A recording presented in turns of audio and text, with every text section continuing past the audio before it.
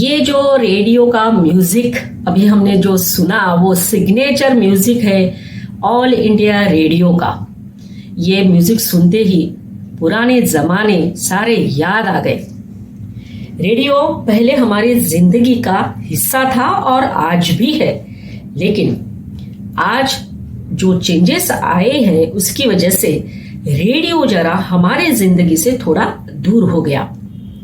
मैं आज आपके साथ ये बात क्यों कर रही हूँ रेडियो के रिलेटेड, इसका कारण ये है कि आज की तारीख 13 फरवरी है और आज विश्व रेडियो दिवस मनाया जाता है। तो रेडियो ने हमें क्या कुछ नहीं दिया। उस टाइम पे तो सोशल मीडिया जैसा कुछ भी नहीं होता था। एक ही चीज होती थी घर में, रेडियो। वो रेडियो छोटा होता था, बड़ा होता था, इतना बड़ा होता था और सब लोग रेडियो से सब कुछ सुनते थे। कभी नहीं सुनाई देता था तो उस डब्बे को मारते थे और फिर से सुनाई देता था, क्रॉस कनेक्शन हो जाता था, उसका अपना एक मजा था।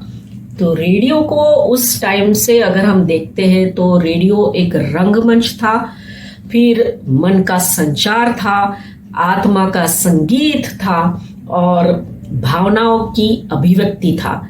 तो रेडियो हमारे जीवन का बहुत इंपॉर्टेंट हिस्सा है। आज भी अगर उस टाइम को याद करते हैं तो हम खुश हो जाते हैं। रेडियो तब एक लग्जरी हुआ करती थी। गली के कोई एक घर में जब रेडियो होता था तब उसके पास महफिलें सजा करती थी। किस्से, कहानियां और गाने क्या बताए उस दौर के हमारे फसाने। 13 फरवरी को ही विश्व रेडियो दिवस मनाया जाता है। इसके पीछे का इतिहास क्या है? सबसे पहले स्पेन ने 13 फरवरी को विश्व रेडियो दिवस मनाया जाए ऐसा प्रस्ताव रखा और बाद में 2010 में जब यूनेस्को में इसकी चर्चा हो रही थी तब ये डिसाइड किया गया कि 13 फरवरी को विश्व रेडियो दिवस मनाया जाएगा। और इस तरह से 2011-12 के बाद 13 फरवरी जो है वो विश्व रेडियो दिवस करके पूरे विश्व में मनाया जाता है। इसके पीछे का कारण क्या हो सकता है? इसके पीछे का कारण ये है कि रेडियो एक ऐसा माध्यम है जिसके द्वारा दूर दराज के लोगों तक पहुंचा जा सकता है। हमारा भारत जो है वो इतना विशाल देश है, छोटे छोटे गांव है, रिमोट एरियाज है, वहां तक पहुंचने के लिए रेडियो एक माध्यम, बहुत स्ट्रॉन्ग माध्यम माना जाता है। रेडियो ने आजादी के दौरान ही बहुत बड़ा अहम रोल प्ले किया था। उसी तरह से आजादी के बाद भी जब टेलीविजन नहीं थे, सोशल मीडिया नहीं था, तब रेडियो एक ऐसा माध्यम था जो लोगों को खींचता था अपनी ओर और लोगों तक पहुंचने का एक बहुत बड़ा सरल मार्ग, मतलब रेडियो। और यही रेडियो जो है आज अलग अलग रूप में हमारे सामने मौजूद है। तो रेडियो का एक अपना इतिहास है और रेडियो ने पहले भी जनजागृति की, आज भी जनजागृति करता है, करता आ रहा है, करता रहेगा। खेल, कृषि क्षेत्र हो या फिर किसान को कुछ बात बताना हो, ये सारे क्षेत्रों में रेडियो अपना एक इम्पॉर्टेंट रोल आज भी निभाता है। और इसीलिए हमारे प्रधानमंत्री मन की बात रेडियो से करते हैं। जब रेडियो की बात हो ही रही है तो क्यों न बात करी जाए गुजरात की। गुजरात में पहली बार कहां पर रेडियो स्टेशन शुरू हुआ?